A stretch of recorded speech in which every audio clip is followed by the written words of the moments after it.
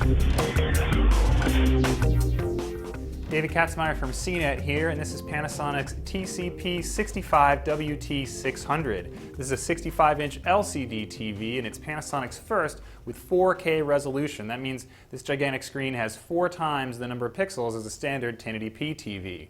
I'll get to that in a little bit, but first I'd also like to mention this TV's other distinguishing characteristic. It's the first on the market with an HDMI 2.0 compatible input. That means that some of the higher frame rate formats that are going to come out in conjunction with 4K will work with this TV. No other TV has that right now, although some are promising upgradability in the future.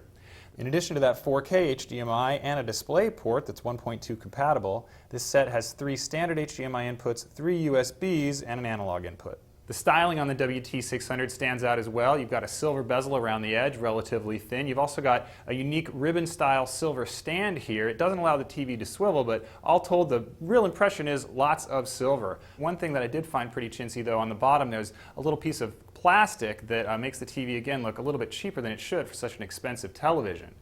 Panasonic threw in a bunch of extras on this TV, of course. You get a built-in camera. You also get 3D compatibility, although it's active, not passive 3D. Panasonic throws in a pair of 3D glasses. You also get a full suite of smart TV apps and features, and unfortunately Panasonic also pushes ads on the screen itself in the form of pop-ups. You can disable those pop-ups, however, so I recommend you do when you get this television.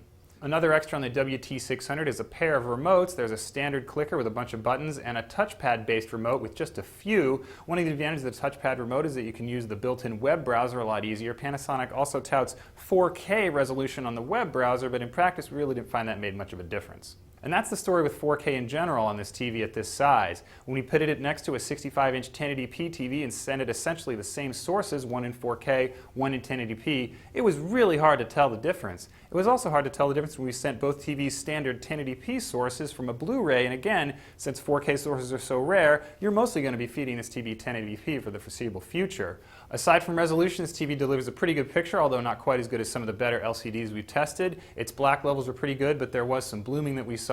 Color accuracy was excellent. Its bright room picture, led by this anti-glare screen, is one of the best we've tested. Those good points aside, however, 4K really isn't worth the extra money. I'd say wait if you want to get a TV with this resolution for a couple of years when its prices are a lot closer to those of 1080p TVs.